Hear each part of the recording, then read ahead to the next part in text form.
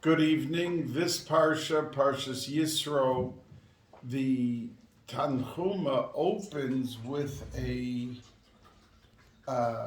question that the beginning of this Sedra, it mentions for the first time the names of Moshe Rabbeinu's two sons.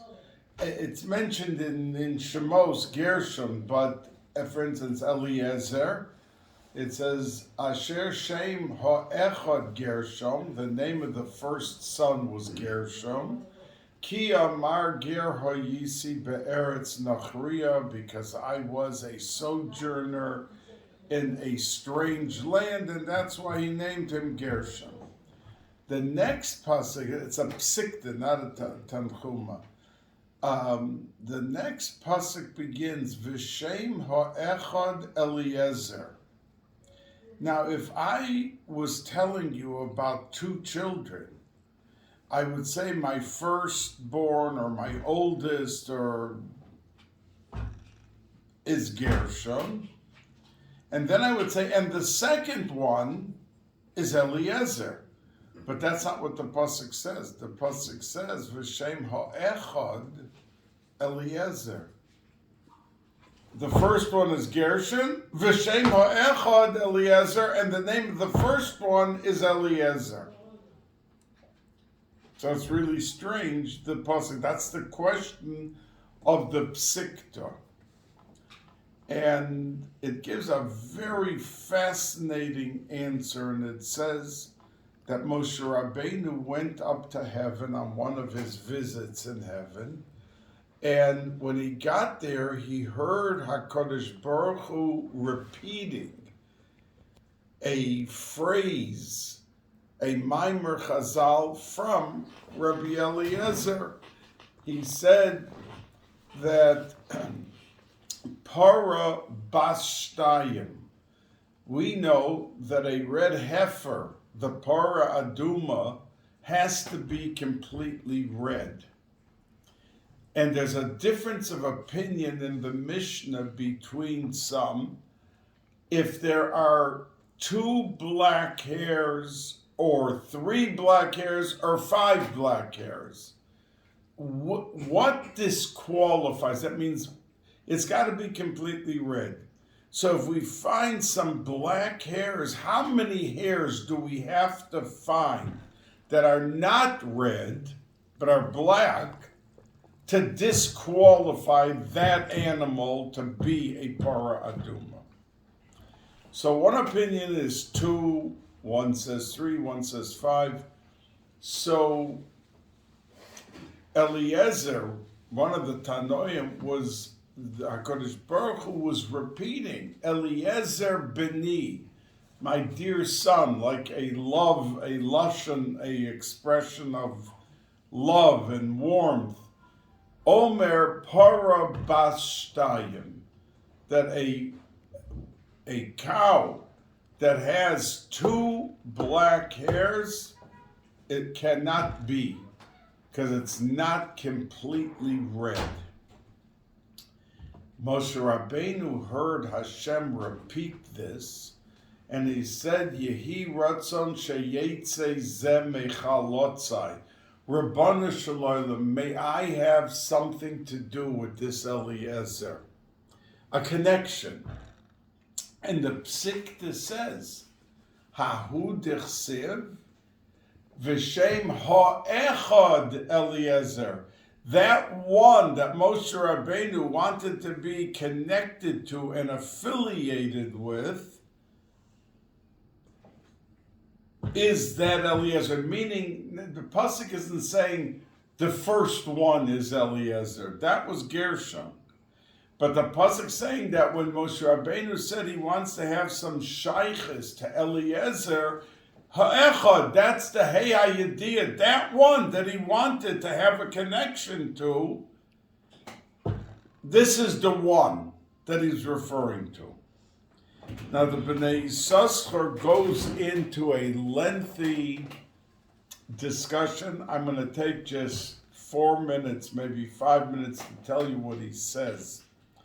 Because the Bnei Yissaschar says that we strive with much of our avodah, which our service, our davening, our learning, the mitzvahs we do, to be mevatel, to nullify and negate the pei reish dinim, that in heaven there are 280 very famous groups of severity, of dinim, which are very tough against Klal Yisrael.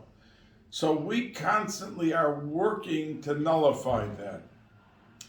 And when Moshe Rabbeinu heard him say, Para, Bashtayim, he took it to mean Para, the pei reish dinim, through a hay, we can be mevatel it, and it's talking about Rosh Hashanah and Yom Kippur. You see, it's written on Rosh Hashanah what kind of a year we're going to have. The Yom Kippur is a chasima. Moshe Rabbeinu heard him say, Para Bashtayim, that the whole year's destiny for a Yid is Bashtayim, Rosh Hashanah, and Yom Kippur. Let me have a shaykhis to it so I can modify it. And what did he ask for? He said that leave the ksiva, the writing, the inscription, for Rosh Hashanah, and leave the sealing, the chasima, for Yom Kippur. But I don't want that those envelopes should be sent off after Yom Kippur. I want it to happen Hoshana Rabbah, and that from the wellspring of Simcha, because Rosh Hashanah is a very severe day. We know that we're being inscribed in what's going to be a whole year.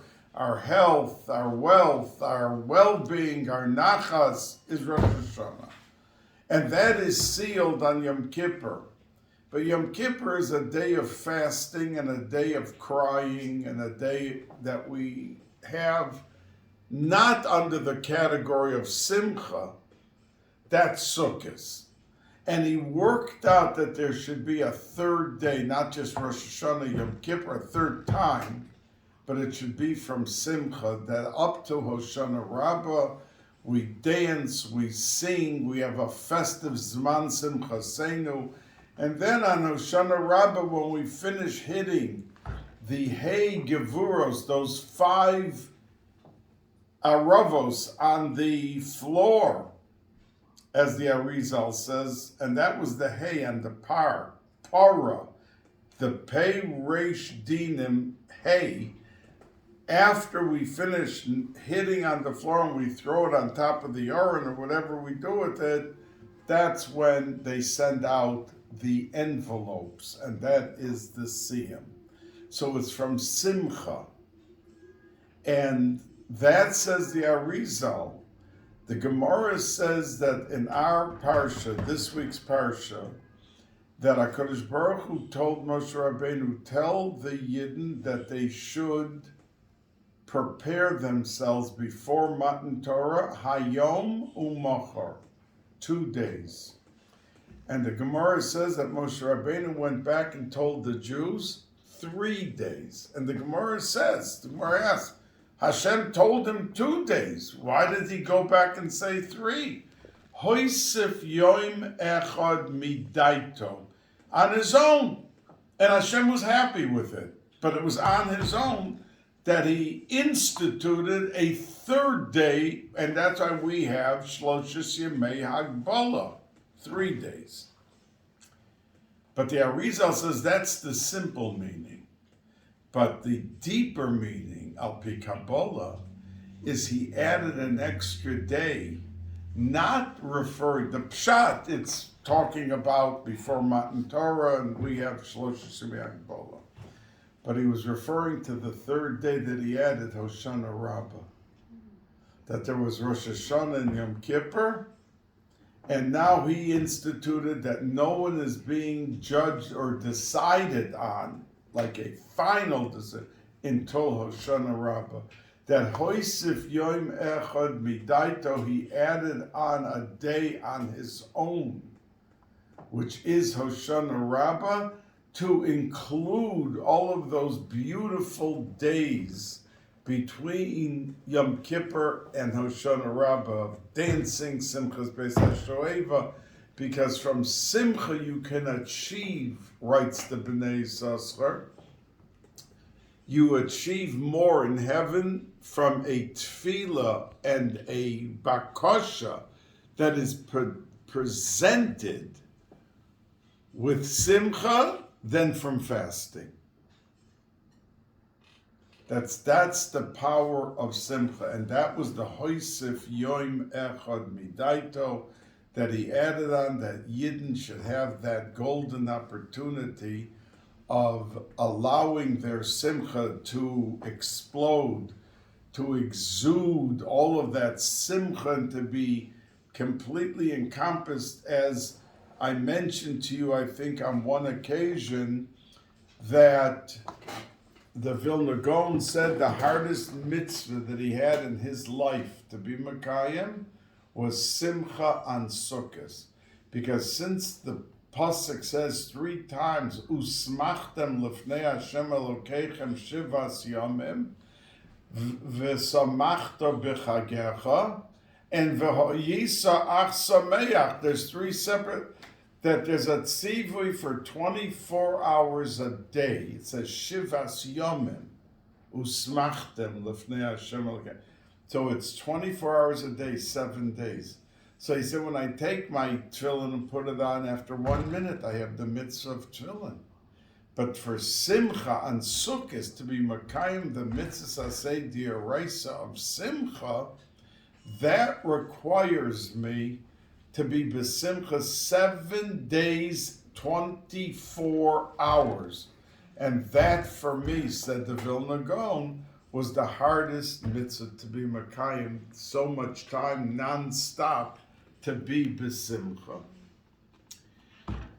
That is the first thought that I wanted to share with you this evening. And it's the psikta in Parshat Yisro, our Parsha, that the psikta asks this question about Eliezer and gives this answer. Now, Yisro, the Sedra is named after Yisro. It's called Yisro. That's the name of the Parsha. Yisro was the father-in-law of Moshe Rabbeinu. He lived his whole life. He was a very big intellectual. And he lived in Haran. And he tried out all of the religions.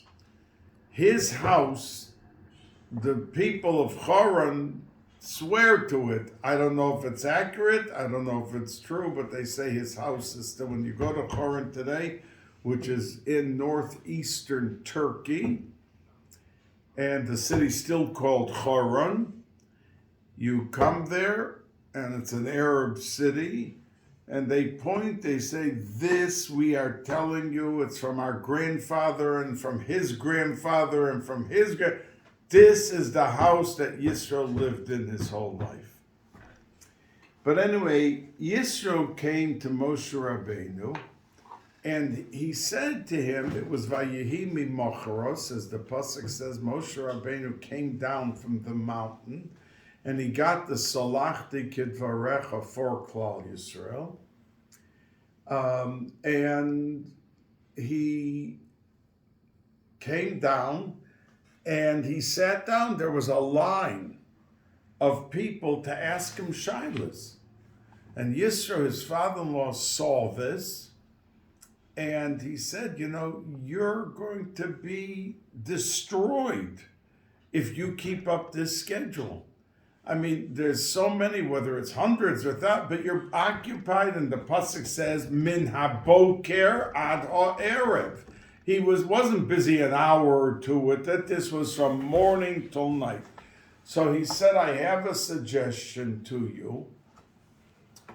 And that is that you appoint, for the simpler shilas, somebody over 100 people. Every 100 people go to this guy. Every 1,000 goes to that guy. The hardest shilas that no one has an answer for, then they'll come to you. But you're not going to be busy with everything, small and big. And it says that Moshe Vayishma Moshe Vayitav Be'einav, and he instituted what his father-in-law said.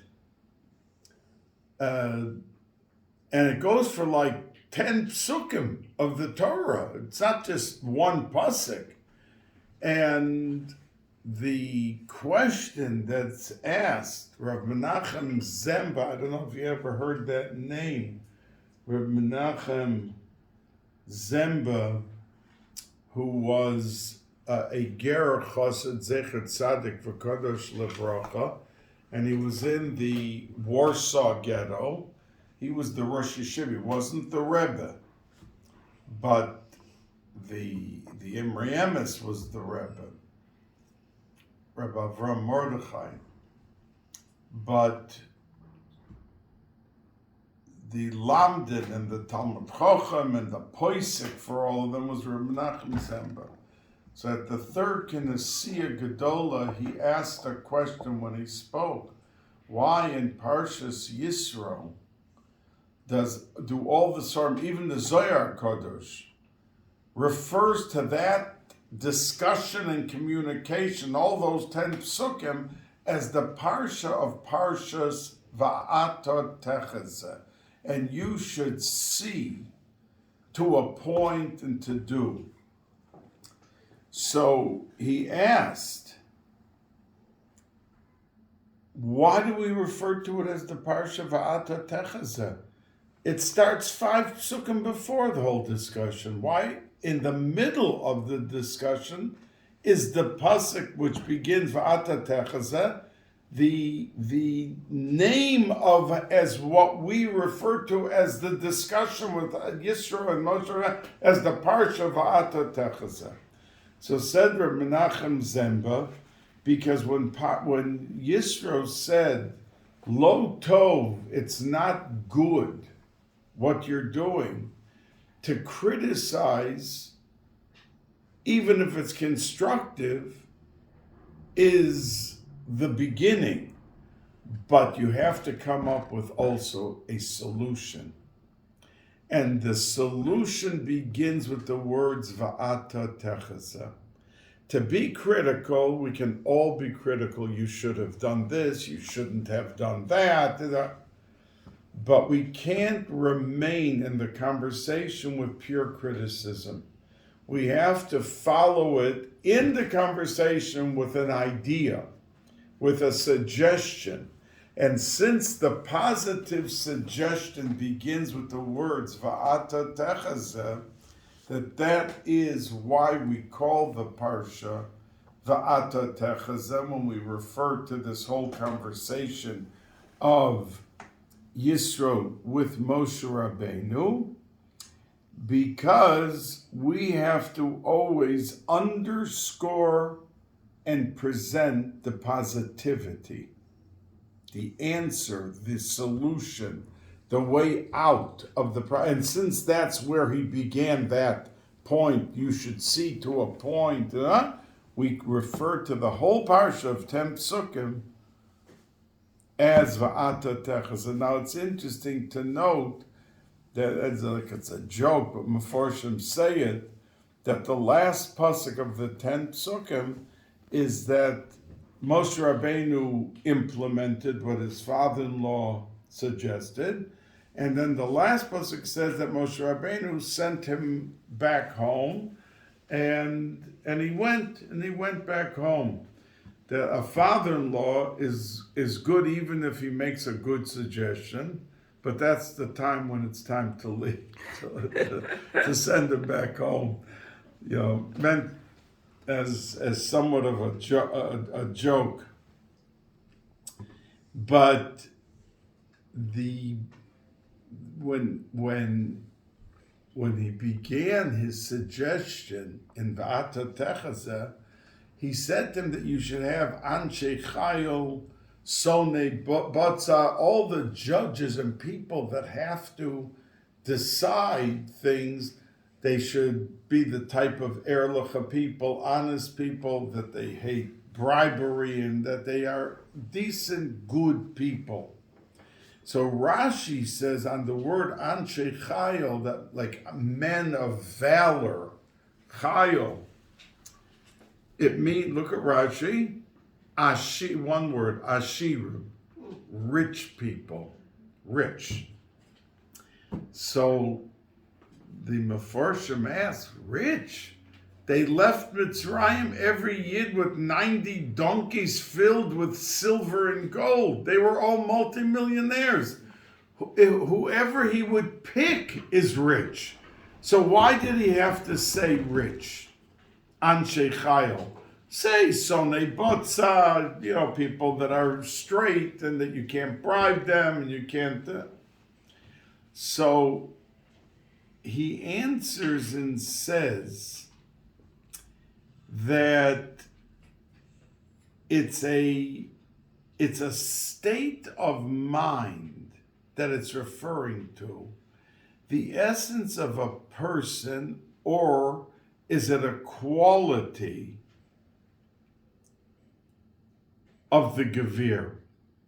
Meaning this, that let's say somebody is serving in a restaurant, he's a waiter, and he's making $15 an hour. And he suddenly wins the lottery, and he now has $200 million.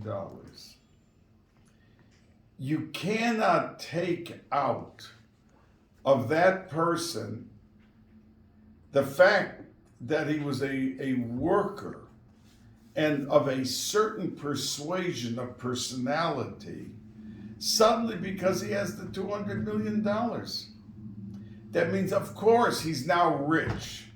And he can go have a chauffeur, and he can have a Rolls Royce, and he can have a fancy house, and he can do these things. But there is a quality of independence that a person possesses as a rich person, and you can define very easily. I mean, I remember one person that became very wealthy, and people said, wasn't a very nice way to refer to him, he's the same schnorr that he always was. A poyer means like, a guy, just a simple guy, no class, no whatever. And I remember there was a yid in Muncie. His name was Rappaport, Olav Shalom, and he was fabulously wealthy. And he learned every day 3 hours a day. And he played tennis every day. And he swam every day. And people always cited him as the epitome of the independence and the quality of a Gevir. At his house, I remember being a guest there for Shabbos when I was still a Bacher. I was the director of Or Shraga, the camp in the Catskills, the Masmidim camp. I was the first director in 1966, not 1866, in 1966. And he came up for a Shabbos because a whole reason, but he was there and he invited me to come to his house. And I did, and he had a tailed butler in white tails serving the food, going around the table, 2 cooks in the house, a valet that answered the door and parked his car. I mean, he had like a staff of 8 people. He was someone that this Chazal is really referring to, because it wasn't like the fact that he had money, he had such class. He had the valet put in front of his bedroom door every day, the morning newspaper, the cigar that he smoked, the matching tie, handkerchief, and socks. He lived the life of a Gevir. But it wasn't just because he had money, because you can find a lot of people with money and they're just without any class whatsoever. So that's what the Meforshim say. Yes. But our poskim, Moshe Feinstein, Rav Eliashiv, Rav Kamenetsky. They are poskim. They are judges. They're not rich. Well, yeah, but that's not a quality of what the pasuk. What they're saying is that we're not talking about a person having money. We're talking about a person having the independence and the stature. But we see some people born into wealth, inherit wealth. They even commit suicide. They're very fragile. Yeah. Money. Money. Ashiras is a state of mind of independence, and it doesn't have to do with money. Yeah, that's exactly what we're saying. That the question was, what do you mean that he had to look for people with money? They all had money. There was 90 donkeys filled with gold. They were multimillionaires, every Jew. So the answer is we're not talking about money. We're talking about the independence, state of mind, the stature of a gevir. Now, I don't mean big shot to be haughty or arrogant. But a person, when they pointed Rabbi Elazar ben Azariah to be the Nasi, when they were Maver, they sent Rabbi Gamliel off to Nasias. So they were thinking, who should we appoint now? So they said, you know what? They went through this one and that one. This one is not qualified for this and that. That he doesn't have the Yichos, Rabbi Akiva and other. So they said, Rabbi Elazar ben Azariah, he's the 10th from Ezra. And he's fabulously wealthy, and that will enable him the wealth to have the backbone and the stamina to represent Klal Yisrael when he goes to Rome. They weren't talking about the money. They were talking about the money and what it represented in his personality. That's what they were talking about. That to come before Rome, the government, you had to have the backbone of confidence, the independence, not feeling that you have to come onto someone's bribe or to someone's thing because you need the money. But because we're not talking about the money, we're talking about the stature and the position that the person has in terms of being classy and being independent. But that's a very interesting thing about self-confidence. It just, not in our generation. But in many, listen. And even Janet, even there were very successful people, very self-confident, and they're really ADHD or I don't know. Listen, they're just not the necessarily. The Gemara says it about Rabbi Elazar ben Azariah. The only and they say that he's an usher, that he's able to have the backbone with confidence to go to Rome and meet the government on behalf of that. The Gemara says it. It's not something I'm saying. Even though in addition, these Meforshim, that's what they bring out. Don't forget, Rabbi Elazar, the only chisaron they found in him was he was too young. I know, they had the and that's what we say in Haggadah, the Hariani Keven Shivim Shana, that night he went from being 18 years old looking like 70 because suddenly there was silver or gray that came all over his hair. He had the stature of somebody that looked dignified because but he was still 18 without the pirush that Keven Shivim Shana, that he was the neshama of Shmuel Hanavi, and Shmuel was nifter by 52, so 52 plus 18 is Shivim Shana, without going into those drushes. But it makes a clear point that it gave the backbone and the stamina to speak up and to represent. The Gemara says it's not an opinion. This is what the Gemara says. So what's the answer, Rabbi Balkany? If they had the money from Mitzrayim, so they were all Ashirim. So what's the... Because we're not referring to the money part. We're referring to the status that many Gevirim have. But they were all slaves. They were slaves. That's why we're not talking about the frame of mind. We're talking about those who were able to propel themselves now that they were out of Mitzrayim into the level of independence of a Gevir. That's what it's talking about. Not all of And- them here were slaves. And each And some were big businessmen, and they were not very nice. 99% were slaves. And they were very not nice to their Jewish slaves, Right. their own brothers. They were Right, awful. yes, but it was only 1%, not 50%. It was 1%. So the lesson for us is that when we have what HaKadosh Baruch Hu made us, once Rav Pam was walking down the street, I heard him say it himself, and a car filled with shkotzim was driving by, and they were screaming at him, dirty Jew, and other things. So Rav Pam he said this over, and you can believe Rav Pam. He was a very sincere, emistic, a wonderful person. He said, I wanted at that moment to jump from joy and run down the block screaming, yeah, I'm a Jew, and they even recognize it. They were yelling at me, Jew, with the pride of being a Jew. He said, but I realized that people would think I went crazy if I started running and screaming in the street. They would wonder what happened to me. So I couldn't do it, but I wanted to. Because Baruch Hashem, I am a Yid, and Baruch Hashem, they recognize that I'm a Yid, and Baruch Hashem, the value of being a Yid is the gift that I have that they don't have. That was what he said about himself.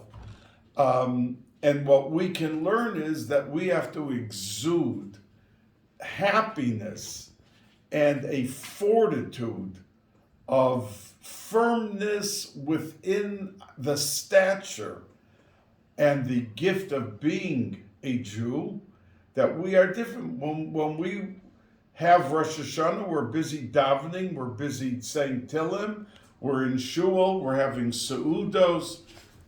Look at the New Year of the non-Jews with the champagne opening and pouring it all over their heads, and how they have a Rosh Hashanah and how we have a Rosh Hashanah.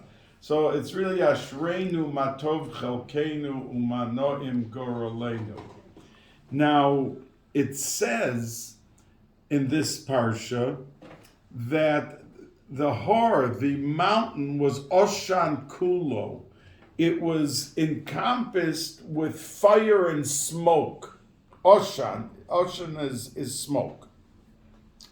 So, and then the Gemara says in Shabbos Peiches that HaKadosh Baruch Hu picked up the mountain and he said to them, either you accept the Torah, or Sham Tehei Kivuraschem, or I'm dropping the mountain, and this will be your burial place. So the question Tosfos right there asks, but they said Nasa v'Nishma before this. It's in Parshas Mishpatim, but Ein Muktam Umucher Batorah, that some events are stated in the Torah which took place before where it's mentioned. So they already said that they're accepting the Torah. What did you have to pick up the mountain and put it over them like with a threat? So Tosfos answers that because HaKadosh Baruch Hu knew that the mountain would have the smoke and the fire, and he thought maybe the people are going to get so scared of the sight that they'll back out, that they'll say, well, we said Nasa v'Nishma, but now we're coming into it. Maybe this isn't for us. We should back out. So he put the mountain over them that they shouldn't back out. So there were tzaddikim who asked if that's the reason that he said that he'll bury them if they don't accept, because they may be afraid of all the smoke and the fire. So don't do the fire and the smoke. They already said Nasa v'Nishma. So the tzaddikim answered and says, because when you accept the Torah and you do a mitzvah, it has to be with fire. It has to be with a heat of passion. We can't be wishy-washy. That means a person opens the door and someone's there for tzedakah. We have to enthusiastically, the person that's opening the door and giving the $5 should thank the person for coming.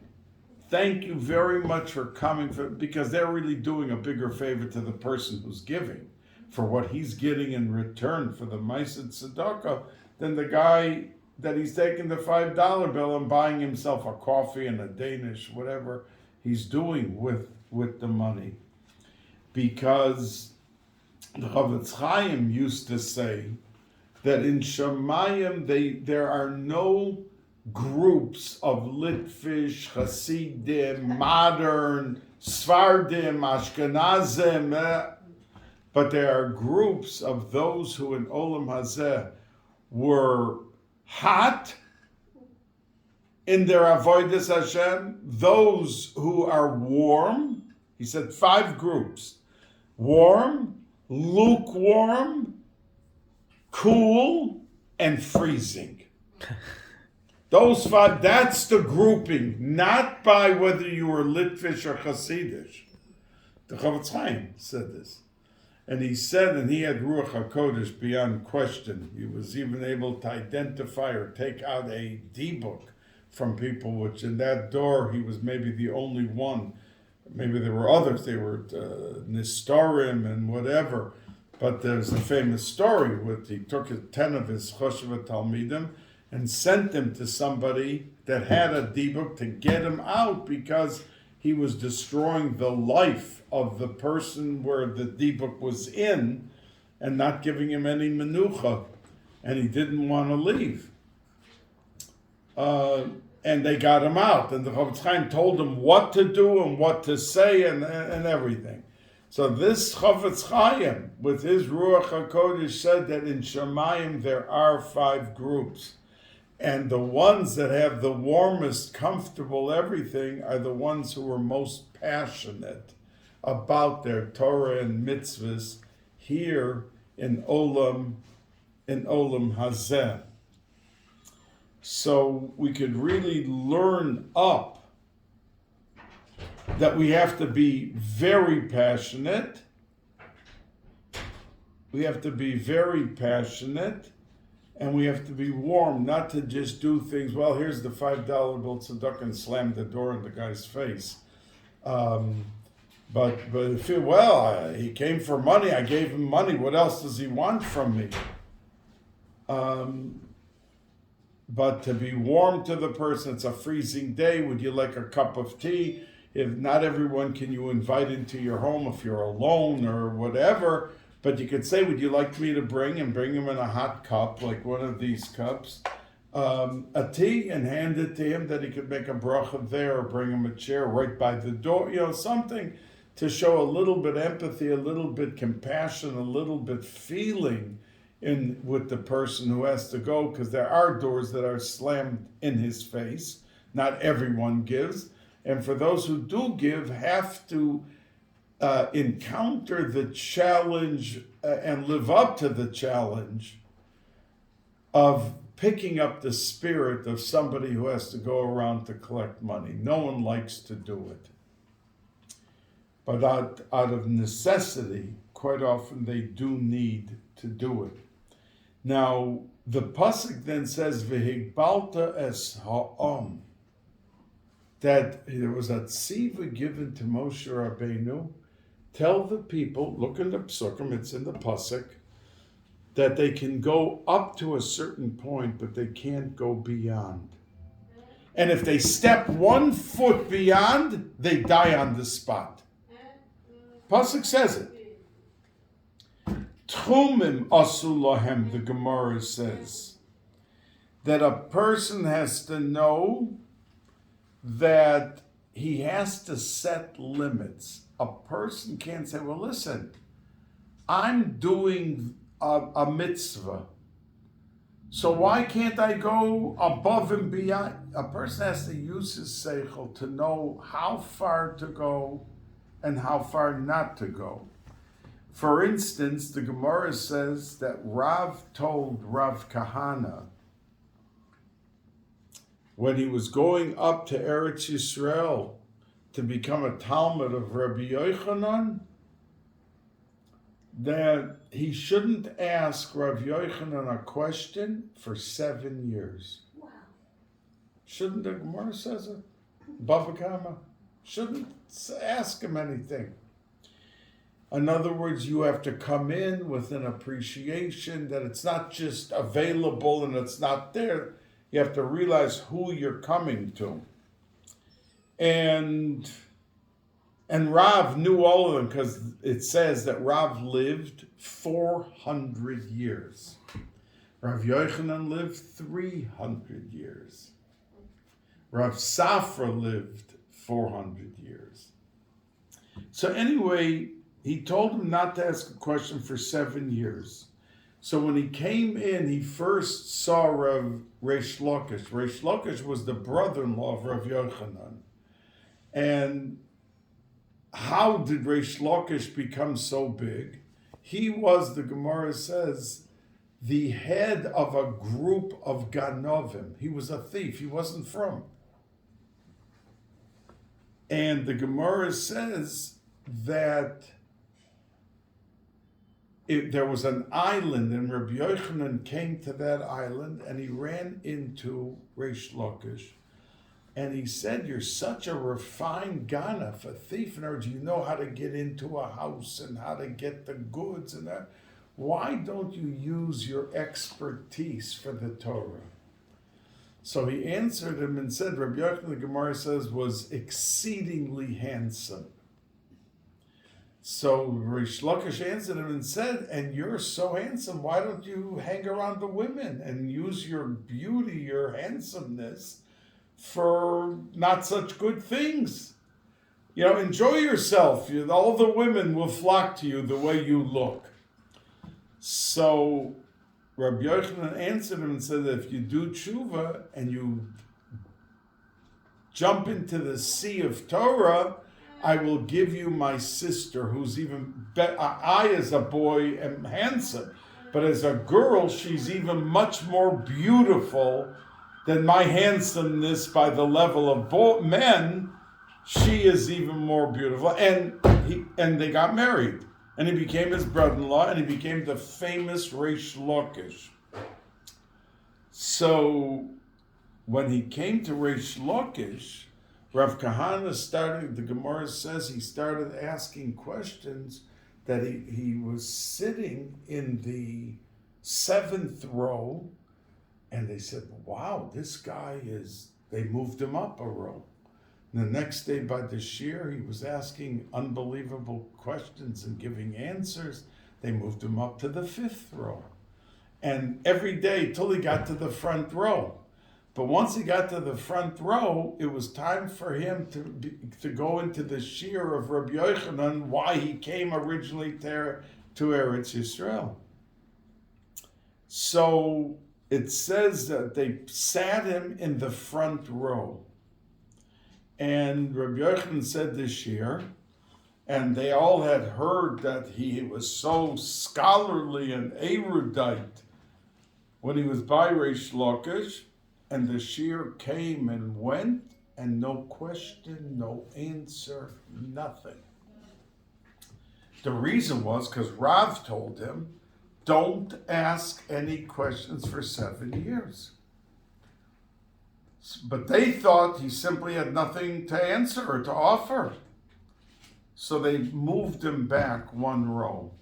The next day, they again, no question, they moved him back to the 3rd row, up to the 7th row. And it says at that point, he saw that he had accomplished what he had to accomplish by not asking questions for 7 years, by moving 7 rows back. So now he was allowed to ask questions, which he really gave a challenge to Rav Yochanan when he did that. But from this thing we see, v'higbalta es ha'am al ha'hor hazeh, that even though they were coming to get the Torah, but there were some hotheads that would have been so warmed up and passionate that they would have crossed the line. And that sometimes is the problem of some, that they don't know where to stop and where is within reason and legitimate posture to go on an issue or a mission or doing a mitzvah when it's time to be able to do what you had to do and then step back.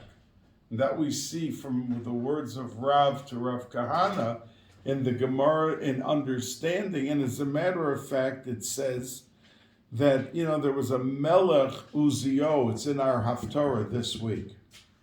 Parshat Yisro, Uzio. He was a Melech, and he was a wonderful Melech. He did some beautiful things. And one day he decided that the pasuk says V'azor HaKorev Yumas, that somebody wants to bring Ketores in the Bais Hamikdash. It has to be done by Kohanim, by the Kohen Gadol, and the Kohen Gadol has the right to give it out to other Kohanim, but it must be a Kohen. And Uzziel decided that he's the Melech Yisrael, and in many halachas, the Melech Yisrael supersedes the Kohen Gadol. A Melech Yisrael took a haircut every single day. The Kohen Gadol took a haircut only once a week. The Kohen Gadol. So, and many other halachas that we see that the Kohen, the Melech Yisrael, if the Melech was insulted publicly by someone, Melech shemochel al kavodo, ein kavodo mochel. The person has to be whatever happens to him, but he's not allowed to say, okay, you had a crazy moment, you offended me in front of the 10,000 Jews, forget about it. You can't do it. A Kohen Gadol that's insulted, kavodo machol, he's allowed to be. So we see that the Melech is a rank, a step higher than a rung, that a step higher than the Kohen Gadol. So this Uzziel said one day, it says only Kohanim can bring Ketores, but I'm Melech. So he put together a pan of Ketores and he's walking into the Azorah to bring the Ketores, and out came running Azaryahu, who was the Kohen Gadol, and he came out with 80 Kohanim, and they said to him, what are you doing? He said, well, I'm the Melech Yisrael, so I want to bring Ketores. And he said, you're absolutely not allowed to do such a thing. And they stopped him. Why? What brought Uzziel, who was a wonderful Melech, he instituted so many good things, to do such a thing? The pasuk says, "V'azor HaKorev Yumas." Over passion, what we're talking about. He wanted to go into an arena, an area that he was not allowed to step in, and he was stopped by the Kohen Gadol and by 80 Kohanim. But what was going through his mind? Did he want to do an Aveira? No. It was out of love. It was out of compassion. It was out of every consideration. But it teaches us that we all have limits. We do things and we're happy to do it and we want to do it. We want to give a nachas ruach to HaKadosh Baruch Hu when we do it. But we have to also stop for a moment and say, am I talking too much? You come to somebody who's lonely. So they want some discussion, conversation. But after a half hour or an hour, or whatever that limit is, a person has to ask himself, enough is enough. You have to, like it says in the Gemara in the Dorim, that the mitzvah of Bikur Cholim with some people is not to visit them. A guy is sitting there in the bed, reeking with pain and with it, and he just wants the peace of mind and the quiet. Now, Bikur Cholim is a tremendous mitzvah. But sometimes, the Gemara says, and maybe only 2 out of 100 in that category. But there are those that it's a bigger mitzvah, not. Maybe someone wasn't showered for 3 or 4 days, they're uncomfortable with themselves, and you're coming provides a level of discomfort that you're not doing a mitzvah. So you have to know when yes and when no. 98% of the time, it's the biggest thing you could do. A person sees someone come in when they're lying there in the bed in a hospital or sitting at home recuperating, and somebody comes in and they bring them a little bit fruit, or they bring them a little candy or chocolate, and a smile, and they uplift them, the biggest mitzvah. But even there's caution to size up the situation. You know, Is the person ready for the visit? No, there's a neighbor in the block I used to live, and she went through some kind of procedure in her heart. So I had such a cheshek to go visit her, but I said I better call first. So I called, and I don't think her husband, she didn't hear well. I don't think her husband heard well either. So I said, okay, she's not up to it. I called the neighbor on the block. She said, I have been living on that block 57 years. I have never been into her house. So I understood that just being on the phone and just telling her I'm so concerned, that's enough. Right, Don't push it, right. You know? You know, and never good know. for I you, didn't know good until for you so many that you years. realize that I was never know. the gesture of mitzvah to this woman, and that's how she felt comfortable. Have a good evening. Thank you for joining us. I had 2 or 3 other interesting things. You'll have to come to Suda Shabbos to hear it if you want to hear it. Anyway, nice having you, and please, if you'd like a hot tea before you go out. I have a question after this is over. Okay. I have a question.